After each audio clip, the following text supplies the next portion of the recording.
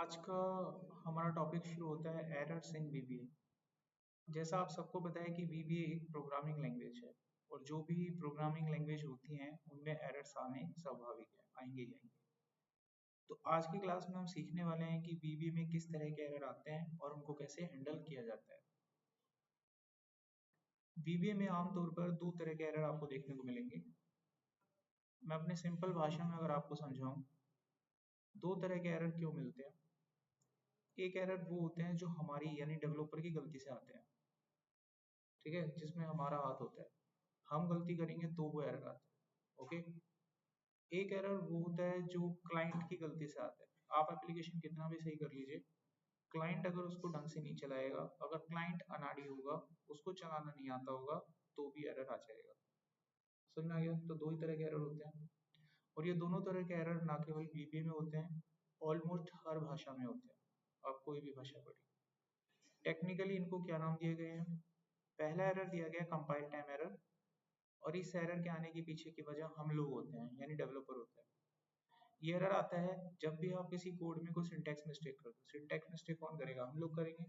Client को तो coding ही नहीं आती है, क्लाइंट तो कोड ही नहीं बनाता है, तो उससे कहाँ से मिस्टेक होगी?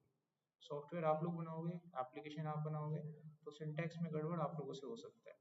अगर ऐसी कोई मिस्टेक आपसे आती है तो आपको कंपाइल टाइम एरर आने लगेगा। जब भी आप एप्लीकेशन चलाएंगे तो आपको एक एरर एज अ वार्निंग दिखाई देगा, जिसमें साफ साफ लिखा होगा कंपाइल टाइम एरर। अगर इस तरह का कोई एरर आता है तो आपको बिना दिमाग लगाए समझ जाना है कि कहीं ना कहीं आपने सिंटैक्स में गड़बड़ किया।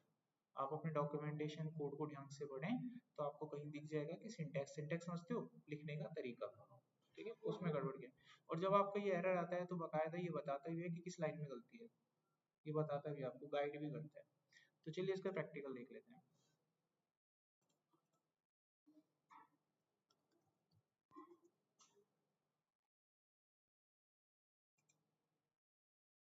तो मैं आ गया हूँ शीट पे यहाँ पे, और ये हमने वीबीए को ऑन भी कर लिया है। एक्सेल को हम यहाँ साइड में लगा लेते हैं। यहाँ पे हम खोलते हैं मॉड्यूल। कोड क्या करना है? मान लो मेरे पास यहाँ पर एक नंबर है, मुझे चेक करना है ये नेगेटिव है या पॉजिटिव है।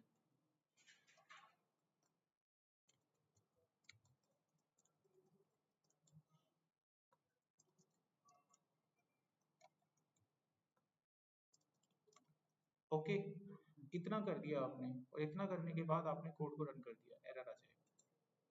एरर कौन सा आएगा? और ये आपको साफ साफ बता रहा है किस लाइन में एरर है। ये बोल भी रहा है कि देन का गड़बड़ है कुछ ना कुछ। इफ स्टेटमेंट को आपने पूरा नहीं करा। अब मान लीजिए आपने इसे पूरा कर दिया, सिंटैक्स आपको पता होगा अभी भी अधूरा है। इफ के नीचे एल्स होता है, फिर एंड इफ होता है, अभी भी नहीं लिखा है आपने, तो एरर अभी भी आएगा। हिंट आपको देगा कि इफ का विदाउट एंड इफ है, एंड इफ तो है ही नहीं इसका। सो इसी को बोलते हैं कंपाइल टाइम एरर। ये टॉपिक यहाँ कंप्लीट हुआ। कोई भी डाउट, कोई क्वेश्चन पूछना है आप आसानी से पूछ सकते हैं। समझ आ गया टॉपिक? सिंटैक्स में गड़बड़ करोगे एरर आ जाएगा। बहुत सारे एरर होते हैं। मान लीजिए आपने यहाँ पर सेमीकोलन लगा दिया, पीबी में तो सेमीकोलन लगाते ही नहीं है, एरर आ जाएगा। कंपाइल, और बोल भी रहा है एंड ऑफ द स्टेटमेंट में गड़बड़ है कहीं ना कहीं, और एरर इंडिकेट भी हो रहा है। तो आइडिया,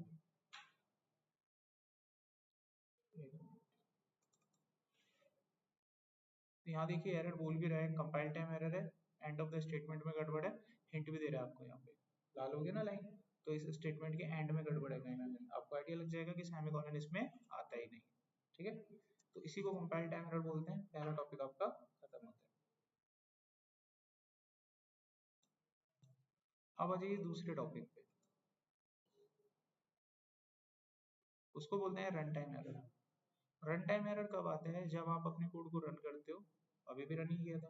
प्रॉब्लम इसमें है कि जब आप अपने कोड को बिल्कुल सही बनाते हो, उसमें कोई सिंटैक्स मिस्टेक नहीं होती, पूरी तरह से ठीक होता है, कोड चल भी रहा है, लेकिन उसके बावजूद प्रोग्राम को रन करने के कुछ समय के बाद एरर आ गया। प्रोग्राम चला भी, आपका रन भी हुआ, कोई दिक्कत नहीं है, लेकिन वो प्रोग्राम बना के आपने क्लाइंट को दे दिया, क्लाइंट को दिया तो कुछ दिन के बाद उसमें एरर आ गया। क्योंकि ये जो एरर आता है ये किसकी वजह से आता है? क्लाइंट की वजह से आता है। इसमें आपका कोई हस्तक्षेप नहीं होता। एरर किसकी वजह से आएगा? क्लाइंट की वजह से आएगा। जैसे किसी कंपनी ने कोई कार बना दी, पूरा डॉक्यूमेंटेशन क्लाइंट को दे दिया, अब कार को 2 दिन बाद गैराज में लाया गया क्योंकि कार खराब हो गई। तो जब उसको ठीक किया गया, चेक किया गया, तो पता चला वो उसको पेट्रोल डालने की बजाय मिट्टी का तेल डाल के चलाता था। तो गाड़ी किसने खराब करी? क्लाइंट ने खराब कर दी, तो डॉक्यूमेंटेशन उसको पूरा करना चाहिए। तो कुछ ऐसे एरर होते हैं जो क्लाइंट की वजह से आते हैं, ठीक है, इसमें आपका कोई रोल नहीं होता है ना। तो एक बार ये एरर मैं आपको ला के दिखा देता हूँ। ये देखिए मेरे पास यहाँ पर ये फोल्डर है और आप देखेंगे इस फोल्डर में ABC नाम की फाइल है। मुझे इस फाइल को ओपन करने का कोड लिखना है जो मैंने कल की क्लास में आपको बताया था, तो मैं इसको लिखने का कोड करता हूँ।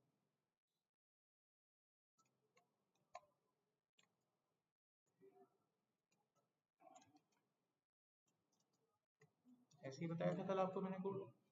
आपको क्या करना होगा, एड्रेस चाहिए होगा, लोकेशन बताओगे, फाइल का नाम लिखोगे, ऐसे तो लिखते हैं, इसके अलावा तो कुछ कर ही नहीं सकते इसमें, ऐसे ही बना के तो कोड दोगे आप। और देखिए कोड भी सही है, चल भी रहा है। इसमें बताओ तुम लोग क्या कर सकते हो, कुछ कर सकते हो, खुल गई ना फाइल। लेकिन इस कोड को बनाने के बाद जब आप क्लाइंट को दोगे तो क्लाइंट इसमें एरर ले आएगा। कैसे लाएगा देखिए ना, किसी वजह से अगर ये फाइल क्लाइंट से यहाँ से उठ के यहाँ चली गई, अब इसमें बताओ तुम्हारी क्या गलती है। अब इस एप्लीकेशन को खोलोगे तो चलेगी, फाइल ही नहीं मिलेगी उसको। और जब कोई एप्लीकेशन में रन टाइम एरर आता है तो एप्लीकेशन वहीं बंद हो जाती है, यानी उसके बाद का कोड भी नहीं चलता, एप्लीकेशन स्टॉप हो जाती है। देखो हो गई स्टॉप, एरर। आगे समझे, तो इसको क्या बोलते हैं, run time error. Run time error आने में किसका हाथ होता है, क्लाइंट का। अच्छा अभी देखो, क्लाइंट से गलतियों की मानते हैं, लेकिन क्लाइंट तो नॉन टेक्निकल है। एप्लीकेशन में एरर आया, ये जानकारी आप ही तो बताओगे क्लाइंट को, आप ही तो बताओगे। जैसे कार बना के कंपनी ने दी, आपके दरवाजे खुले हुए हैं, ये जानकारी आप ही तो बताओगे क्लाइंट को। डैशबोर्ड में साइन आता है जिससे क्लाइंट को समझ में आ जाता है ड्राइवर को कि दरवाजे खुले हुए हैं। आ रहा कुछ समझ में, आपने सीट बेल्ट नहीं लगा रखी, ये जानकारी आप ही तो बताते हो, डैशबोर्ड में आता है। इसी तरीके से अगर क्लाइंट गलती कर रहा है तो क्लाइंट को एक अच्छा सा वार्निंग मैसेज आना चाहिए आपकी तरफ से, और आपकी एप्लीकेशन बंद नहीं होनी चाहिए। क्या नहीं होनी चाहिए, बंद नहीं होनी चाहिए, वर्किंग मोड पे होनी चाहिए। ठीक है, अभी क्या हुआ, इस एरर के आने की वजह से एप्लीकेशन बंद हो गया। एप्लीकेशन बंद नहीं होना चाहिए, चलते रहना चाहिए। तो आप इस कोड को, रन टाइम एरर को क्या करोगे, हैंडल करोगे। ये जिम्मेवारी आप ही की बनती है, चाहे भले गलती बोल आ रहा है, लेकिन जिम्मेवारी किसकी है, आपकी है। तो चलिए इसको ठीक करते हैं। तो हम यहाँ पर इसको हैंडल करने के लिए लिखेंगे ऑन एरर गो टू, एक लेबल बनाएंगे और यहाँ से प्रोग्राम से बाहर निकल जाएंगे, एग्जिट सब। अभी बताऊंगा मैं क्या कर रहा हूँ। यहाँ पे जो लेबल बनाया था उसके नीचे जाके एक मैसेज क्लाइंट को प्रिंट करवाएंगे, फाइल नॉट एग्जिस्ट। अब मैं आपको कोड के बारे में पूरी जानकारी देता हूँ क्या किया हमने। आपने इस कोड में लिखा कि जो लाइन आपने लिखी है जिसमें आपने अपना लॉजिक लगाया है फाइल को ओपन करने का, अगर गलती से इसमें कोई दिक्कत आ गई, एरर आ गया, तो ये आपके कोड को एक्स नाम के लेवल के पास भेज देगा, एप्लीकेशन को बंद नहीं होने देगा। क्या करेगा, उसको बाईपास कर देगा एक्स के पास। एक्स के नीचे आपने एक मैसेज लिखा हुआ है जो क्लाइंट को साफ दिखाई देगा, एप्लीकेशन को बंद किए बिना ये मैसेज क्लाइंट को दिखाई देगा। समझ में आया। लेकिन मान लो अगर इस लाइन में एरर नहीं आया तो आपकी फाइल खोल दी जाएगी और आपका प्रोग्राम बाहर आ जाएगा, सक्सेसफुली बाहर आ जाएगा, प्रोग्राम चल गया आपका। अभी मैं चला के दिखाता हूँ। अभी फाइल नहीं है, कोड में एरर है, आपको एक्स के पास भेज दिया जाएगा और एक अच्छा सा मैसेज आपको देखने को मिलेगा। ठीक है? अब क्लाइंट समझ जाएगा ना, फाइल मौजूद नहीं है। अब वो सफलतापूर्वक इस फाइल को यहाँ पर डाल सकता है। देखिए फाइल डाल दी हमने। अब इस कोड को चलाइए, फाइल खुल जाएगी। पूरी तरह से कोड आपने कंट्रोल कर लिया। इसी कॉन्सेप्ट को क्या बोलते हैं, एरर हैंडलिंग। क्या बोलते हैं, एरर हैंडलिंग। अब मेरे को बताओ वीबी में कितने तरह के एरर होते हैं, कौन कौन से। कंपाइल में किसका गलती होता है, डेवलपर का। और उस रन टाइम में, तो रन टाइम एरर हैंडल करके देना है कि नहीं देना है, देना पड़ेगा। स्टेटमेंट याद रखना कैसे। तो ये टॉपिक यहाँ पर खत्म होता है। ठीक है भाई। इसी तरीके से एक एरर और बताया गया डिवाइड बाय जीरो का। देखो ये तो मैंने बता ही दिया, एक एरर है डिवाइड बाय जीरो का। किसी नंबर को जब आप जीरो से डिवाइड करते हो तो क्या आता है बेटा, एरर आता है। देखो ये नंबर है तो जीरो से डिवाइड करोगे क्या आएगा, एरर आएगा। तो इसको हैंडल करने के लिए यहाँ पर क्या बना दिया हमने, ऑन एरर गो टू बना दिया सिस्टम। ठीक है, सिंपल है। तो दो एग्जांपल इसमें थे, एक मैंने बता दिया, एक मैंने समझा दिया। अब हमारे पास आता है डायनेमिक रेंज सिलेक्शन। जब आपके पास एक्सेल में डाटा होता है तो उसमें डाटा को सिलेक्ट कैसे करते हैं, किस तरीके से डायनेमिक सिलेक्शन किया जाता है वो देखते हैं।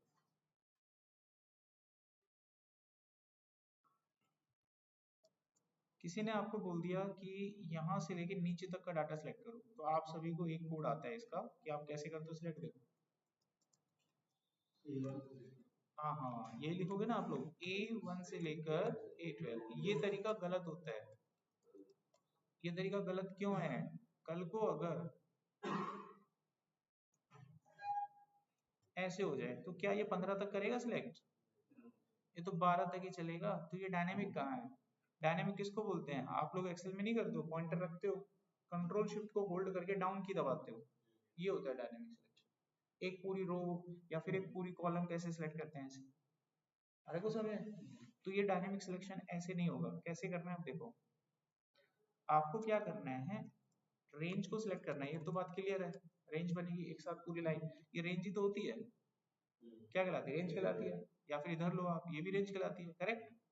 अच्छा, इसमें शुरुआत कहाँ से करते हो रेंज की? A1 से। कहाँ से कर रहे हो? A1 से कर रहे हो। तो इसमें रेंज में कितने पॉइंट होते हैं? 2 पॉइंट होते हैं। या कभी भी देखो रेंज में कितने पॉइंट होते हैं? 2 पॉइंट होते हैं ना रेंज में। तो मैंने पहला पॉइंट दे दिया इसको A1, ये समझ में आ गया? यहाँ तक तो कोई दिक्कत नहीं है। अच्छा, क्यों डाल सकते हैं, क्यों नहीं डाल सकते? डायनेमिक सिलेक्शन मेरे को यहाँ से करना है ना सिलेक्ट, इसलिए A1 दे दिया। अगर मेरे को यहाँ से करना होता तो मैं F1 देता, मेरे को यहाँ से करना होता तो मैं E4 देता। अभी पूरा नहीं हुआ, करूंगा पूरा, समझाने की कोशिश कर रहा हूँ मैं, अभी पूरी स्टेटमेंट नहीं हुई है। रेंज में क्या होता है, 2 पॉइंट डाले जाते हैं, मैं इसमें 2 पॉइंट डालूंगा। पहला पॉइंट मैंने ये डाल दिया। आप रेंज में 2 पॉइंट डालते हैं, पता नहीं है? देखो इसको पढ़ के देखो जरा, पढ़ो इसको, क्या पढ़ते हो आप? D8 से लेकर, तो रेंज में 2 पॉइंट नहीं डालते हैं? पहला पॉइंट, दूसरा पॉइंट, कहाँ से शुरू किया, कहाँ पे खत्म किया, इसको रेंज ही तो बोलते हैं हम लोग। तो रेंज में 2 पॉइंट डालते हैं, तो मैंने रेंज में पहला पॉइंट तो डाल दिया, रेंज में पहला पॉइंट तो मैंने डाल दिया, अब दूसरा पॉइंट भी तो डलेगा। याद करो, रेंज की स्टेटमेंट भूल गए आप? रेंज में 2 पॉइंट नहीं डलते, A1 से लेकर A12, ये 2 पॉइंट नहीं है। अभी समझ में आया? मैंने उसको वैसे करके लिख दिया, रेंज A1 मल्टीपल स्टेटमेंट, ठीक है, A1 डल गया। अब मेरे को जो दूसरा पॉइंट डालना है ना, वो क्या डालना है? देखो कॉमा लगा के, कॉमा लगाना है इसमें है, फिर मैं लिखूंगा रेंज A1 से एंड तक।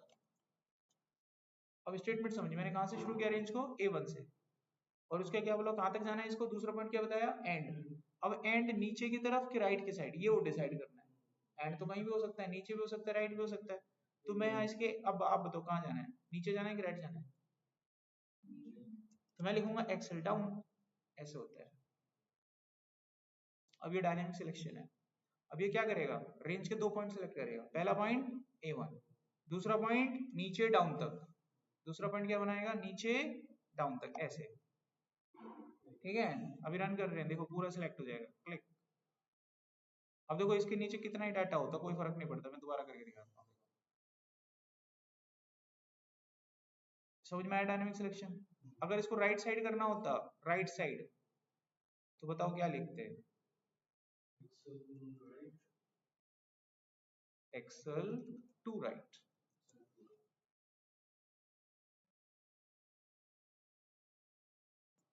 देखो हाँ, वो कंट्रोल ही दबाना होता, तो जैसे यहाँ पॉइंटर रखते हैं तो कंट्रोल ही दबाते हैं, कंट्रोल से सारा सिलेक्ट हो जाता है ना? तो इसका भी तो कोई कोड होता होगा। अब इसका कोड देखो क्या होता है, रेंज कौन सी? A1, ये तो क्लियर है, A1 पे रखेंगे पॉइंटर, कहीं तो रखेंगे A1। फिर उसके बाद आपको लिखना है करंट रीजन। करंट रीजन का मतलब होता है A1 के इर्द गिर्द जो भी डाटा है, A1 के इर्द गिर्द जो भी डाटा है, डॉट सिलेक्ट। देखो, तो आप डायनेमिक सिलेक्शन समझ गए, किसी भी तरह का कर सकते हैं। ये 3 ही होता है हमारे पास, पूरा डाटा लेना, कंट्रोल लाइक दिस। ये टॉपिक भी यहाँ पर कंप्लीट होता है। अब हमारे पास एक आखिरी टॉपिक बचता है, उसके बाद ये खत्म हो जाएगा। हाँ, वहां से लेके लेफ्ट करोगे, लेफ्ट अब भी कर सकते हो, एक्सेल अप करके। अब हमारे पास आता है वर्क ऑन अ फॉर्म। अब हम फॉर्म बनाना सीखेंगे, ठीक है। अभी तक देखिए एक्सेल में आप लोग क्या करते हो, नॉर्मल हमारे पास कॉलम होते हैं और डाटा की एंट्री कर देते हैं। अब ये बंद, अब ये बनाएंगे। कल को कोई कंपनी आपको बोल दे डाटा को एंटर कराना है, फॉर्म बना दो, तो आप इसका ऐसे फॉर्म डिजाइन कर सकते हो। हम यहाँ पे एंट्री करेंगे, बटन दबाएंगे, डाटा एक्सेल में चला जाएगा। ठीक है, इसको एज अ प्रोजेक्ट आप ऐड कर सकते हो अपने पोर्टफोलियो में कि you know about how to create a user form. ये कोई गूगल फॉर्म नहीं है, जैसे गूगल में तो अपने आप बनाया जाता है, ये आपका एक्सेल में कोडिंग से बनाया जाएगा। ठीक है, देखो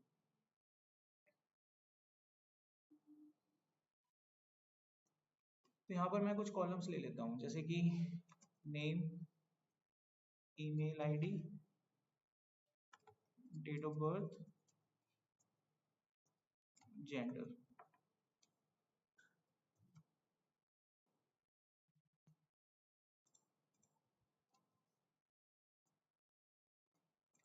अब हम इसको थोड़ा सा अपनी तरफ से डिजाइन दे देते हैं।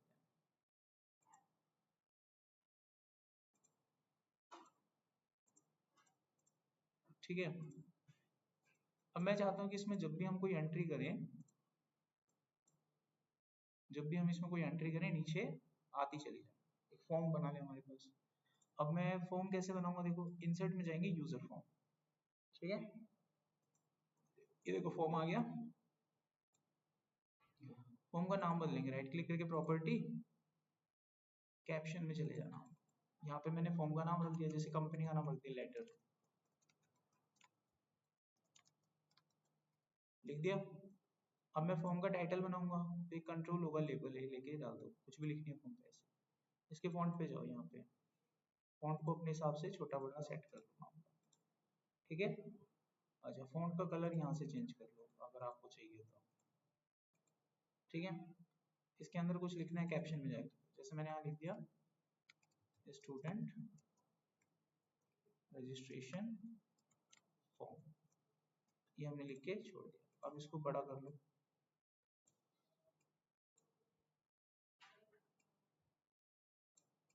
तो पहला काम हमारा सेट हो गया, मामला बीचों बीच लगा लो। ठीक है, अब मैं अपना पहला एक एक करके अब कंट्रोल बनाऊंगा सिर्फ, जैसे कि पहला बना दिया मैंने नेम के लिए।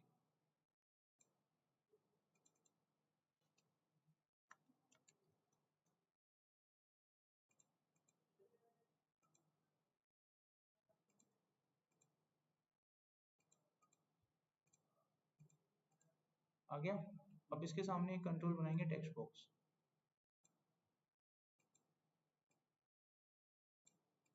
बन गया। अब इस टेक्स्ट बॉक्स का नाम रखेंगे यहाँ पे कोडिंग में, ये एज अ वेरिएबल ट्रीट होगा।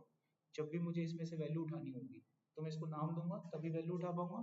तो इसको मैं मीनिंगफुल नाम दे देता हूँ ताकि इसको पहचानना मेरे लिए आसान हो जाए, टेक्स्ट नेम। अब मेरे को ईमेल आईडी के लिए बनाना है, इसी को कॉपी करके पेस्ट कर देंगे। आ गया। इसका नाम बदलेंगे,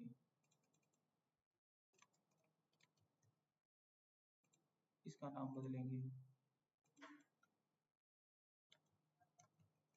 ठीक है, अब मेरे को जेंडर के लिए बनाना है।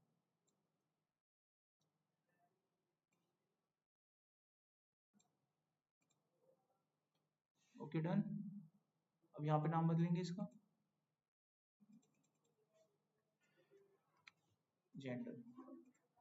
अब जेंडर में ये ठीक नहीं लग रहा, जेंडर में ये ठीक लगेगा।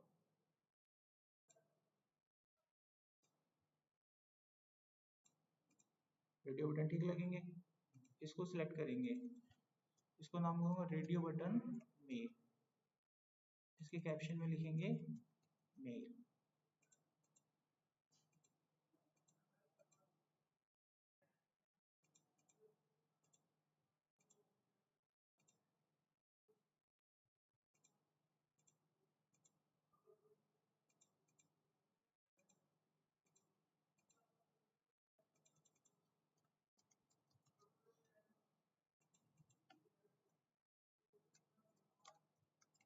ये लिख दिया। अब इन दोनों को ना ग्रुप कर देंगे, क्या कर देंगे, क्या कर देंगे, ग्रुप। ग्रुप करने से क्या होगा, इसको कहाँ लगाऊं, थोड़ा सा ला करोगे, ऐसे लगाऊं क्या, या इधर लूं, कुछ तो अपना विचार रख सकते हो तुम। हैं, यहाँ ठीक है, अभी ठीक है, इधर करूँ सब, ड्रॉप डाउन भी बना सकते हैं। ठीक ये लगता है वैसे मेल, ये ले ले, इसको यही ले लो ना, यही रख लो, ऐसे ही रहने है ना, कंफ्यूज कर दिया थोड़ा बीच में ठीक है। चलो ये दो बन गए। अच्छा इन दोनों को तुम ग्रुप कर दो। अगर देखो डबल क्लिक हो गया ना आपसे, डबल क्लिक किसी कंट्रोल पे या फॉर्म पे, तो कोड खुल जाएगा। तो यहाँ देखने के बाद फिर कंफ्यूजन हो जाएगी कोड फॉर्म पे कैसे जाए, ऐसा कभी हो जाए कंट्रोल आर दबाना और फॉर्म के ऊपर डबल क्लिक करना, वापस आ जाओगे, ठीक है। अच्छा इनको ना ग्रुप कर दो। यहाँ पर ना एक प्रॉपर्टी आएगी, देखना प्रॉपर्टी खोलो, तो यहाँ पर एक प्रॉपर्टी आई, कहाँ गई, ये रही, ठीक है। यहाँ एक प्रॉपर्टी आएगी, इस प्रॉपर्टी में ना ध्यान से देखोगे तो यहाँ आपको मिलेगा ग्रुप नेम। इसको ग्रुप करके मैंने इसको नाम दे दिया जेंडर। अभी मैं आपको समझाऊंगा, मैं दोनों को ग्रुप करूंगा सेम नाम से। पता है मैंने ग्रुप क्यों किया? जब हम इसको ग्रुप कर देंगे तो दोनों में से एक समय पर एक ही सिलेक्ट होगा। ग्रुप हो गए ना, रेडियो बटन ग्रुप हो गए, एक फैमिली बन गई। और रेडियो बटन की जब एक फैमिली होती है तो एक समय पर एक ही सिलेक्ट होता है। समझ में आ गया? तो हमारा इतना फॉर्म बन गया। अब क्या रह गया? डेट ऑफ बर्थ रह गई।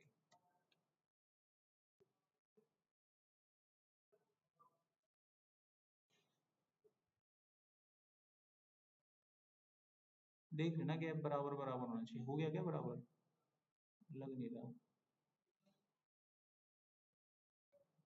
अभी अभी हो गया ना, इसको उड़ा दो। यहाँ पे जेंडर गड़बड़ पता है क्यों कर रहा है? क्योंकि छोटे अक्षर में लिख दिया।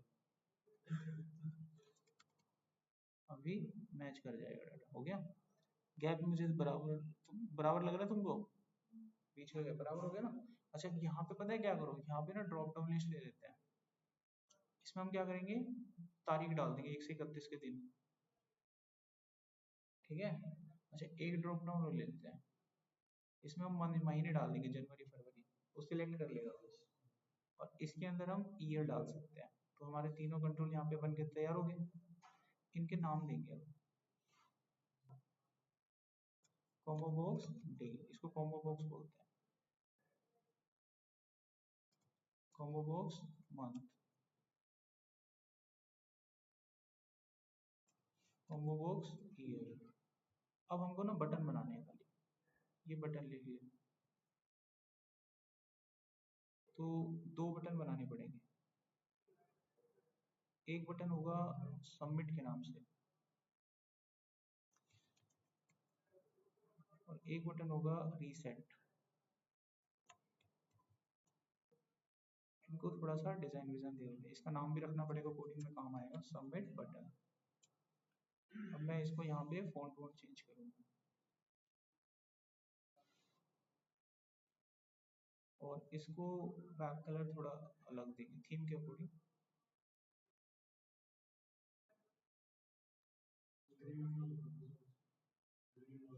और इसके बाद हम रीसेट कर देंगे। कोई नहीं, अब कर दिया, तुम बदल लेना बाद में।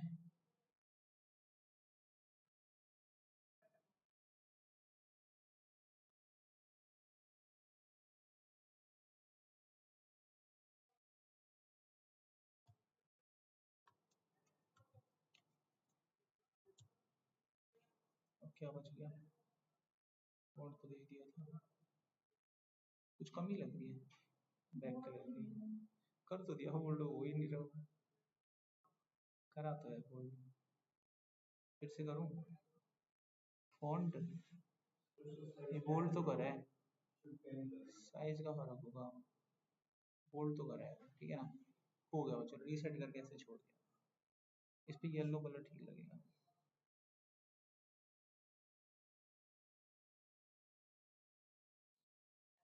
तो हमारा क्या हुआ, फॉर्म बन के बच्चों तैयार हो गया, ठीक है। हाँ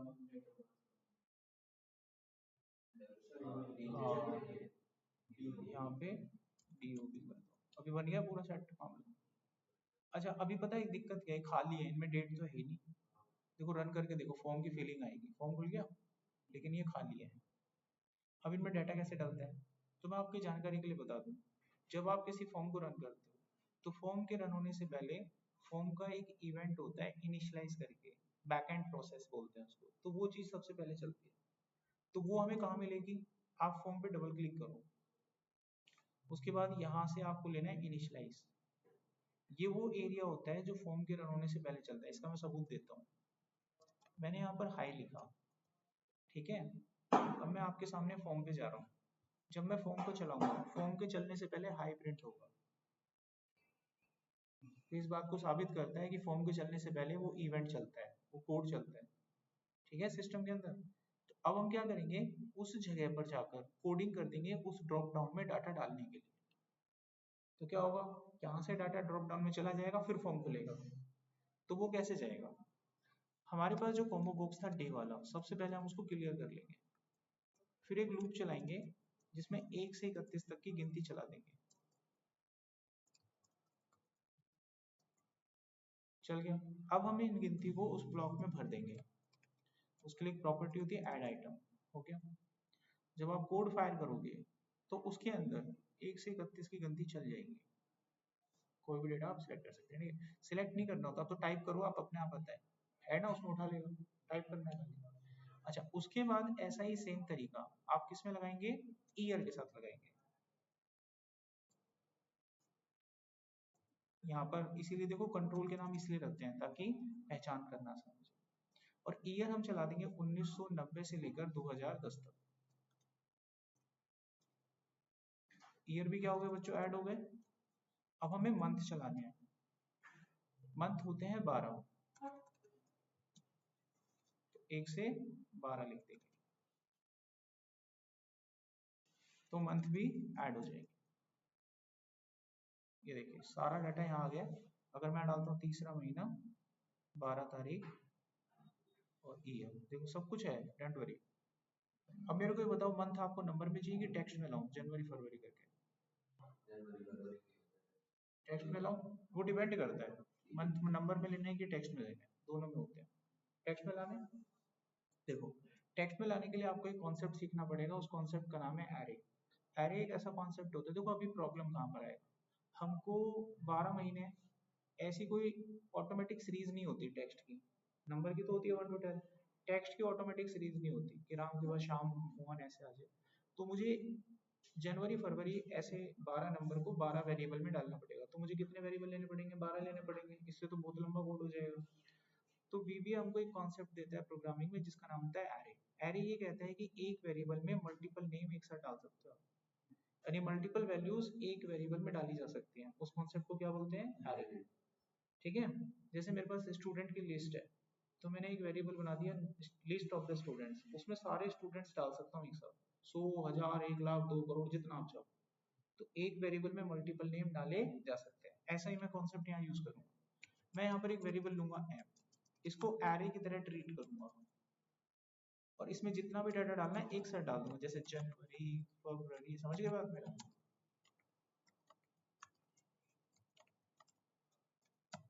अब सारे तो क्या ही डालूं, 6 डाल दूं, बाकी कॉमन अंडरस्टूड है, आप कर लेना। अच्छा अब देखिए ये काम कैसे करता है। एरे का जो इंडेक्स होता है वो 0 होता है, यानी कि इस पहले एलिमेंट को जब हम यूज करेंगे या कभी आगे चलकर प्रोग्राम में प्रिंट करेंगे, ध्यान समझिए, अगर मैं लिखता हूँ m of 0, तो ये जनवरी को रिप्रेजेंट करता है, इंडेक्स 0 से चलता है, ये होता है इंडेक्स, ठीक है। अगर मेरे को फैब को रिप्रेजेंट करना है तो उसको बोलेंगे m1। तो मुझे जून तक जाना है, तो जून तक डाटा क्या हो जाएगा, 0 से 5, समझ में आ गया।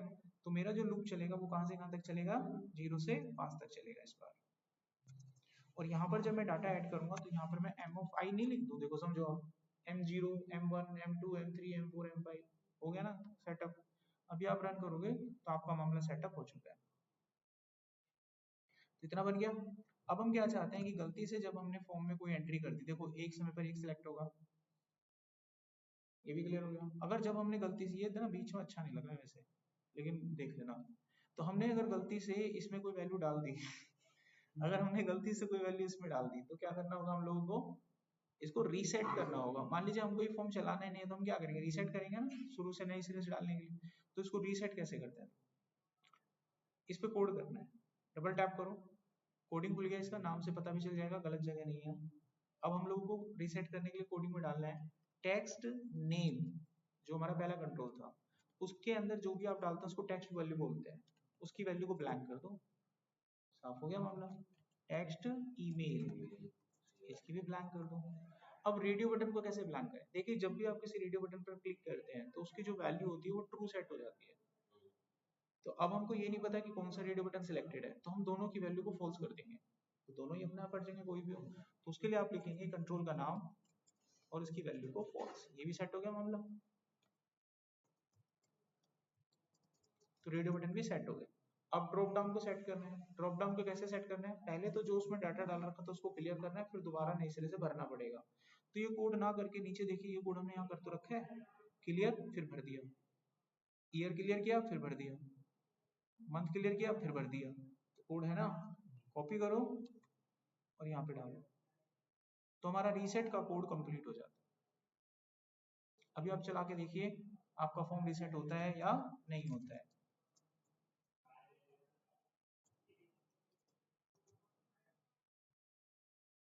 ठीक है, ये रीसेट किया,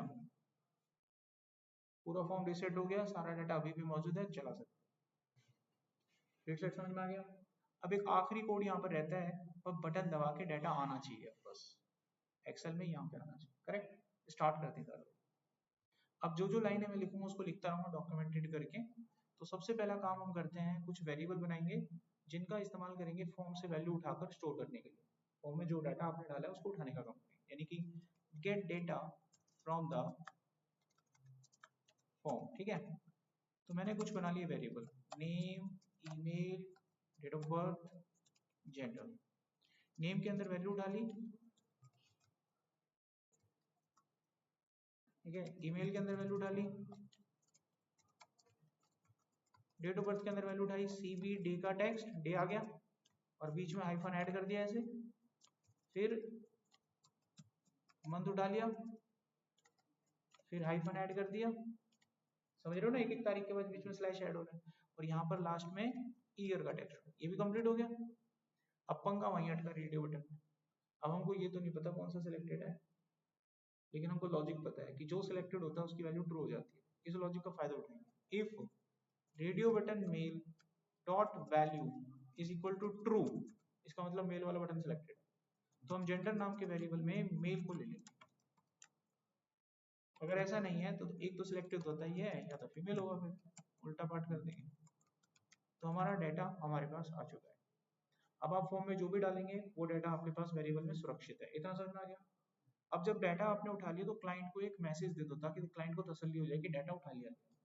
जैसा आप कोई फॉर्म भरते तो मैसेज नहीं आता, data fetch successfully, form submitted, ऐसे। तो मैं यहाँ लिख दूंगा एक मैसेज, डेटा फैच सक्सेसफुली। तो एक मैसेज क्लाइंट के पास जाएगा, थोड़ा तसल्ली हो जाएगा। ये भी कंप्लीट हो गया। अब हम इस डाटा को एक्सेल में फिल करने का काम करेंगे।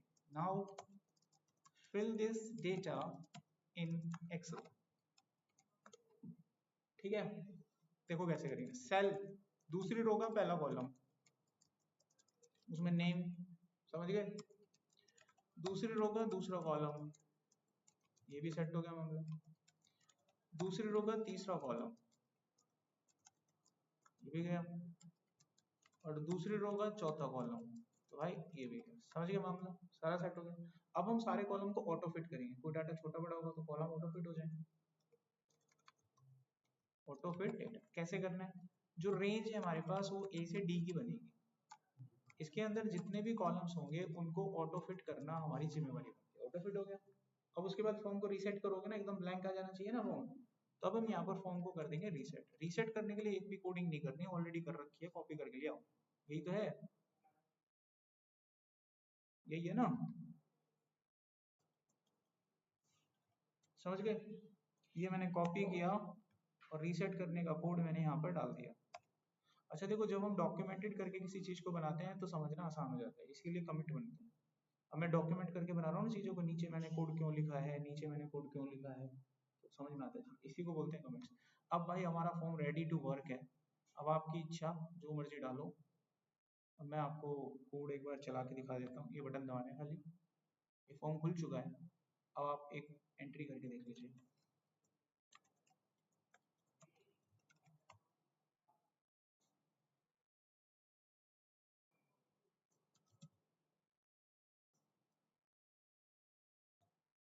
2010 है ना उसमें, ठीक है। अभी मारूंगा एंटर, क्या आ गया, डाटा बेस सक्सेसफुल, चला गया, गया ना डाटा।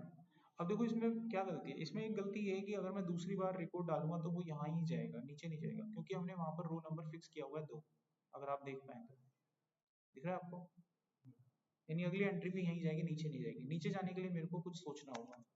मैं यहाँ क्या करूँगा, मैं चाहूंगा कि अगली बार जब मैं रिपोर्ट एंटर करूँ तो यहाँ अपने आप 3 बन जाए,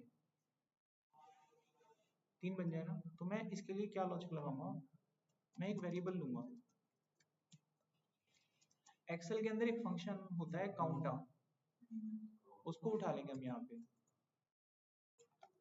worksheet function dot count down, Excel का फंक्शन ऐसे उठता है। अब मैं इसके अंदर ए वाली रेंज को काउंट कर लूंगा, ये समझ में आ गया।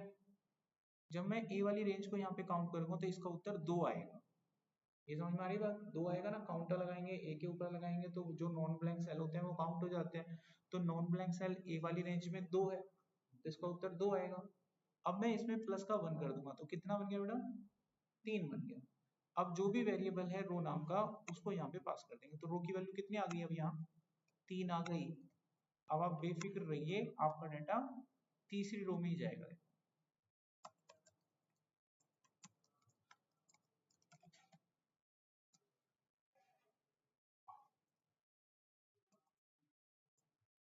अब मैंने एंट्री किया, फैच रिकॉर्ड कहाँ गया, देखो पीछे।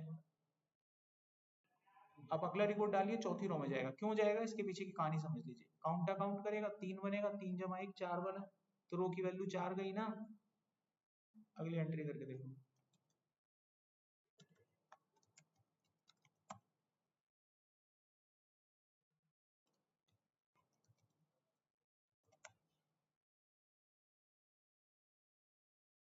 अब लाइफ टाइम आपका फोन ऐसे चलता रहेगा, मत डालो, जरूरी है, ब्लैंक चला जाएगा, ठीक है। खाली छोड़ दो, कुछ जरूर थोड़ा है, खाली वैल्यू डालेगा, डालोगे 2 उठाएगा, नहीं डालोगे तो खाली वैल्यू डालेगा। तो यहाँ पर आपका फॉर्म सबमिटेड यहाँ कंप्लीट हो जाता है। तो ये अपने प्रोजेक्ट में आप अपना लगा भी सकते हैं। तो यहाँ पर हमारा वीबी हो गया आज के बाद एंड, कोड को बंद